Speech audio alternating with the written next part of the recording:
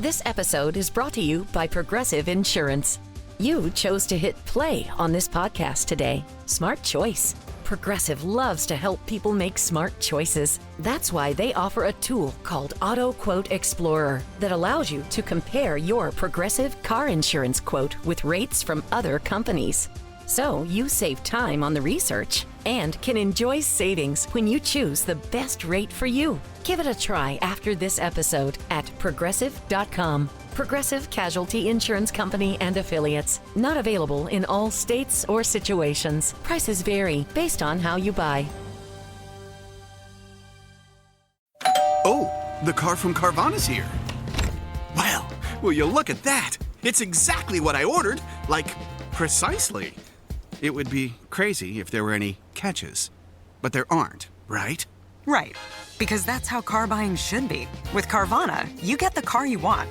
Choose delivery or pickup, and a week to love it or return it. Buy your car today with Carvana. Delivery or pickup fees may apply. Limitations and exclusions may apply. See our 7-day return policy at Carvana.com. You've finally broken loose from work. 3 friends, 1 tea time, and then the text. Honey, there's water in the basement. Not exactly how you pictured your Saturday. That's when you call us, Cincinnati Insurance. We always answer the call because real protection means showing up, even when things are in the rough. Cincinnati Insurance. Let us make your bad day better. Find an agent at CINFIN.com. Hey y'all, and welcome to another episode of the Millennial Management Podcast. I am your host, Brandy, the Millennial Manager, and today is Monday, bitch. It is Thanksgiving week. I took me a break last week. It was perfect. We enjoyed Chicago. We got home. We did some resting. And now we're back into the swing of motherfucking thing. So I hope you all enjoyed your weekend. I really hope that you use this time to recharge. I know I did. I can tell you, because we were out so much last weekend, I didn't do a motherfucking thing this weekend, okay? I did my online grocery shopping, and that's about it, bitch. I did not do too much else, okay? I did go see Wicked, which was great. But I used this weekend as a weekend to recharge so that I can regroup and get back in a better position, because when you are constantly working or constantly doing a lot, you need to listen to your fucking body, bitch. And I listened to mine, and mine said, hey, ho, you need to rest. And that's exactly what the fuck I did. Now, let's go into our episode. Today, we're going to be talking about emails, okay? Because I have several that I need to get to because we did not have episodes last week. I have one coming from a Patreon member and then a few others from our regular listeners. So let's get to it. This first one is titled Leave Due to Stress, Mental Strain from Work. It says, hey, Brandy. Hey, girl. I need some advice from someone with expertise like yourself. I have become very unhappy at my current place of employment due to being treated unfairly and being blocked from advancement. I have updated my resume and been actively applying and interviewing. In the meantime, I'm trying to stay employed until I find new employment, but it's beginning to take a toll on my mental health, and I can feel the early stages of depression starting in result of it all. Now, I have been saying yes and fuck them people at that job. However, it has not been as effective as I need it to be, LOL, which I understand. But seriously, I have about 20 to 30 PTO hours remaining because I have exhausted them in another FMLA claim for physical medical reasons. I have mentioned in the past anxiety and depression to my PCP and have been prescribed antidepressants in the past, but I currently do not take them and don't see a therapist to state that I medically need time off. With this information, what or how do you suggest I proceed? Please send help now. Number one, you're going to have to see what's important to you. Is it peace or is it money? Sometimes you have to come to a crossroad where you have to decide whether or not money is the most important thing to you right now. Like, do you have money saved up? Are you able to maneuver without this particular job? And you can get a lesser paying job that may not pay as much. However, it may be a more peaceful environment and you may be able to, survive through that. So you have to make a decision about whether or not either of those things are important to you and choose. You have to make a choice. Now, also, I would go to my doctor and get some motherfucking medication, bitch. There's nothing wrong with it. Go back, take you some antidepressants. Everyone has had to do it at least once in their life. And get them antidepressants, take the motherfucking pills, and see how you feel at that point. Because right now, you're going through a lot of shit unmedicated.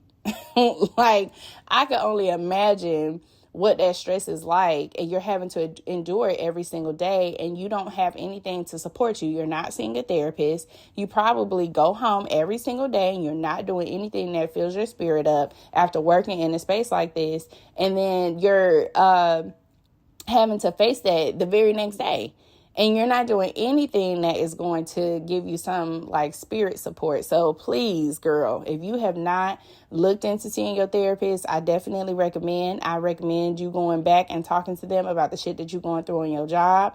Now, you already exhausted your FMLA, so baby, ain't shit you can do with that right now, unless you're okay with not getting paid.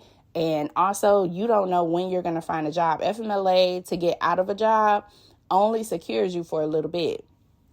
That is not saying that you're going to be able to come back to work after 6 months. Because if you're in a bad position already, you're going to be in an even worse position when you get back from FMLA. Whatever write-up you were on, they just going to start it back up. Whatever a bad position you and your boss had when you left, it's just going to kick right back up when you come back. So it's not really a problem solver unless you plan on not coming back and you're going to find another job, which you could do right now, right? But the market is very fucking difficult. So especially for certain positions to maneuver through. So you're going to have to figure out whether or not money or peace is the most important thing. And if peace is the most important, you need to seek a lower paying job that may not have as many bells and whistles behind it, but maybe it's a good opportunity that can get you out of this shit right now. So make that decision, and then you'll be able to decide what to do going forward. But in addition to the medication piece, baby, get your ass back on that medicine, okay? Go see your motherfucking doctor, because that can make all the difference in the world. Getting your ass outside, don't let this shit take you down when you come home. Those are all like coping mechanisms that you can use in the meantime, but ultimately it's not going to solve your problem. And the problem is the fucking job right now. So that's where it's like you're going to have to go back to where I told you of peace or money. And if money is the most important thing, you can absolutely not, take lower pay. Then you are going to have to get on some medication, number one. And you're going to have to push through this shit, number two. All right. And on to our next email. This one's. This episode is brought to you by Progressive Insurance. Fiscally responsible, financial geniuses, monetary magicians. These are things people say about drivers who switch their car insurance to Progressive and save hundreds. Because Progressive offers discounts for paying in full, owning a home, and more. Plus, you can count on their great customer service to help you when you need it, so your dollar goes a long way. Visit Progressive.com to see if you could save on car insurance. Progressive Casualty Insurance Company and Affiliates. Potential savings will vary. Not available in all states or situations. Hi, Brandy. Hey, girl. This is a Patreon member, y'all. Thank you for supporting Patreon. She says, hey, Brandy, I'm a big fan and a Patreon member. Girl, thank you so much. I feel like I know what you're going to say to me already, but I'm still going to go ahead. Okay, let's see what's going on. In short, I work for a healthcare or health tech company of about 200 people. We recently had a consultant come in and do a restructuring. No people were laid off and no one had a say in how it was done. Okay.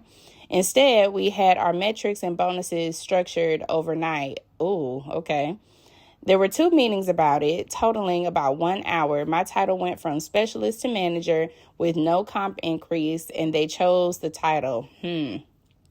I had to sign the official new role in DocuSign. I have a bad feeling and I want out. Being given an arbitrary promotion with still no professional development or career progression. What are your predictions for Q1's job market? Thank you.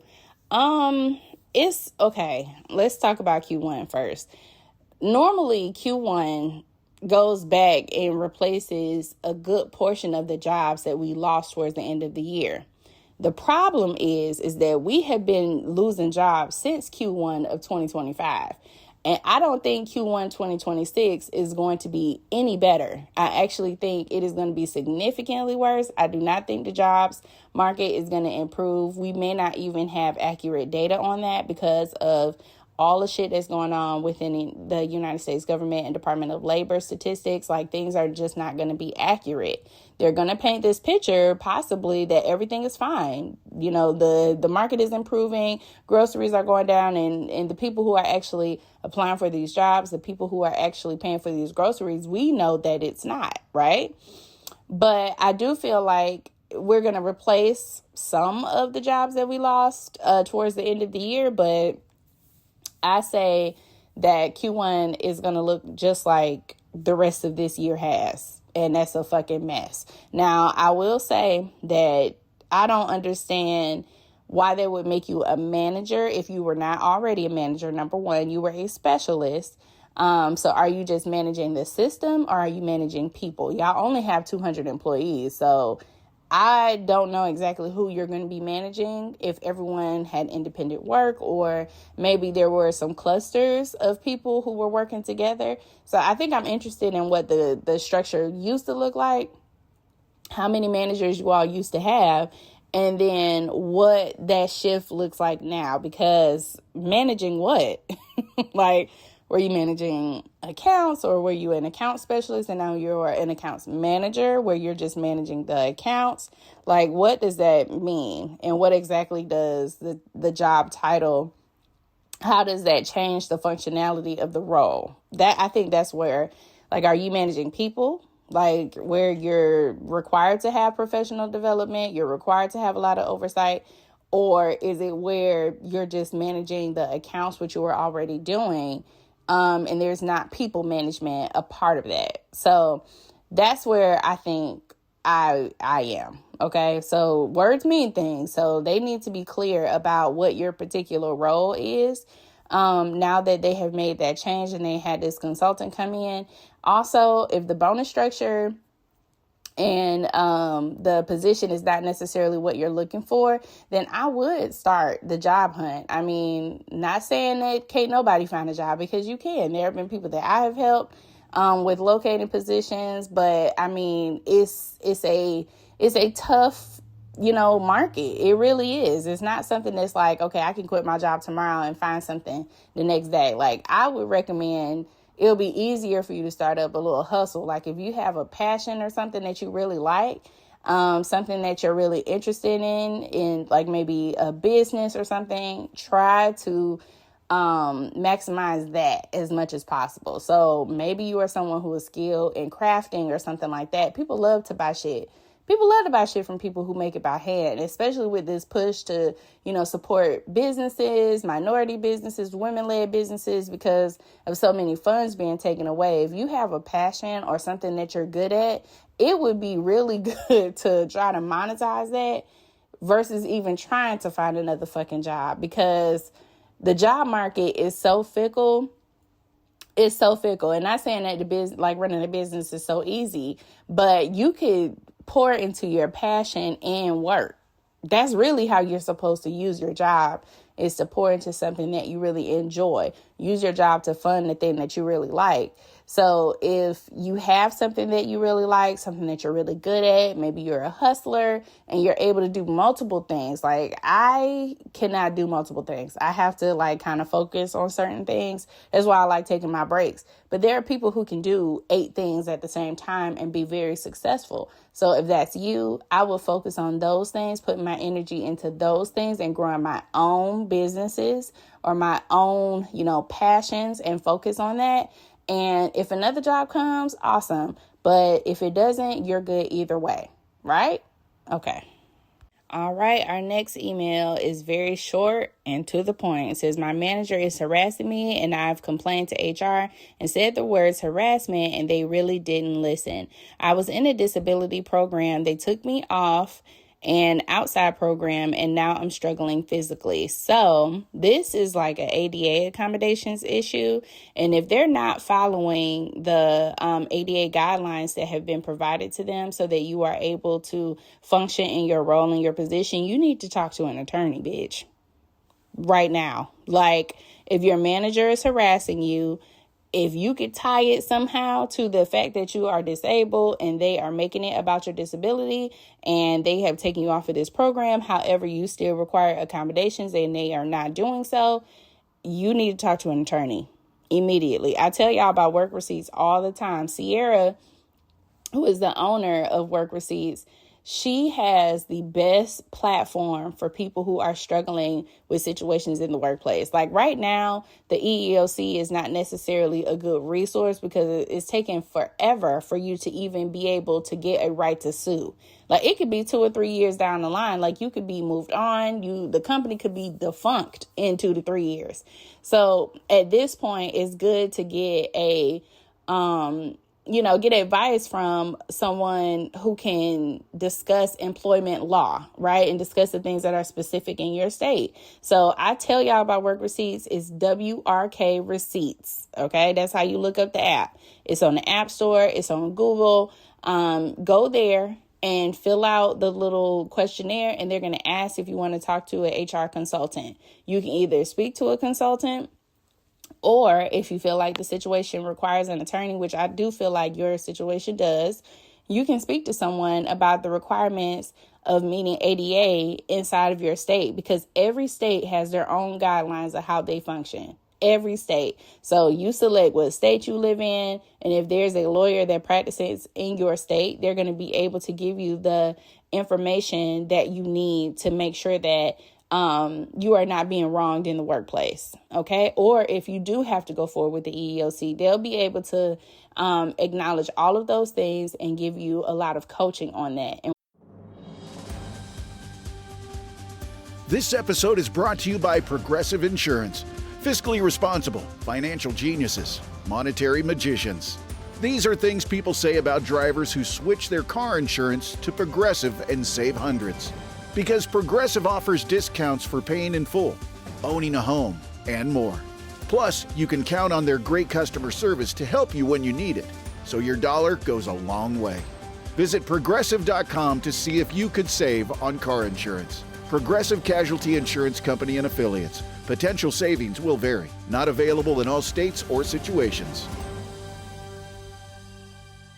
What your next step should be. So I do recommend that you speak with an employment attorney immediately, because I do feel like it's some type of violation of ADA, right? And not saying that your company has to comply, but there are some elements when you have a physically disabled employee that you do have to follow.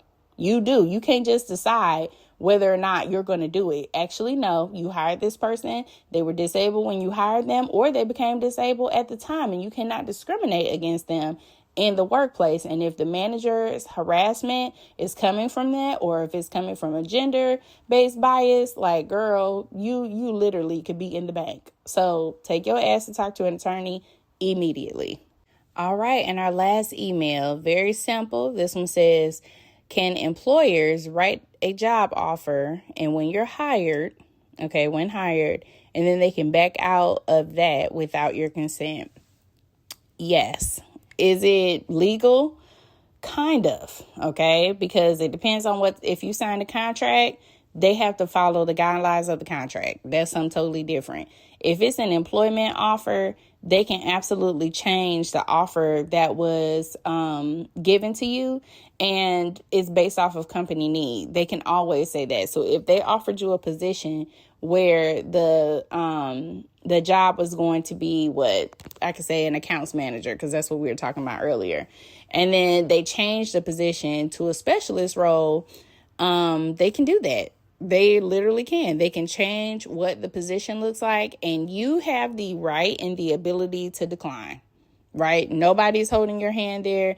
Nobody is making you stay there, but they can do it. Unfortunately, it is not illegal. They can make it totally where it's based off of company need. And what the company needs is an account specialist and not an accounts manager. So this is how we're going to move forward, unfortunately. They can also pull back a offer, like an offer after maybe you have a background check and you don't necessarily pass. Like, they offer you a tentative offer, but it's not necessarily yours. And so that's where you have to kind of, be wise, have other options on the playing field for yourself. Don't ever get married to a particular job. And even once you start, still don't be married 100% to the job, because the scope changes. Now, I wish that I could say that you could sue them or something like that, but really you can only sue them if it's a violation of a contract. Okay, like you and them have a standing contract and they violated that contract by not paying you, changing the position, which is in the contract, right? If they change anything and do not get your signature and it's in a contract that is signed by you and them, that's an agreement and they cannot do that. Okay. But if it's just a job offer with no contract attached, they can absolutely change the scope of the position, the pay and the role. They can do anything they want.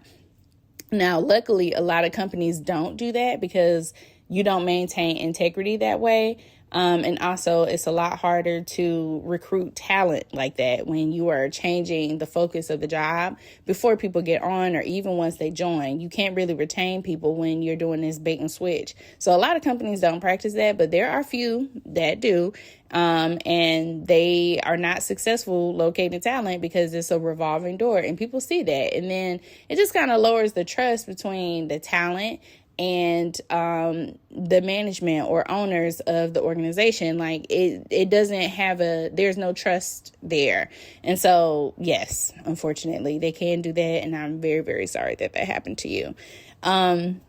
That's going to be it today, y'all. I hope y'all have a good ass day. Take y'all motherfucking ass over to Instagram, to Facebook, to TikTok, to whatever, and listen to some of these videos. I am going to be putting some things in video form. That's what we're going to be working on over the holiday break, is working on video form content, especially the podcast. I think I'm trying to get back to the video form of the podcast because it was so much fun doing it, but it is a lot of work. It's a lot of work. It's a lot of organizing, but I'm going to try to get back into that. And that's what we're going to do, bitch. Y'all have a good ass day, and I'll see y'all later. Bye. If you like the show, please take a moment to rate, review, and subscribe. It really does help the show to grow. Thank you for listening.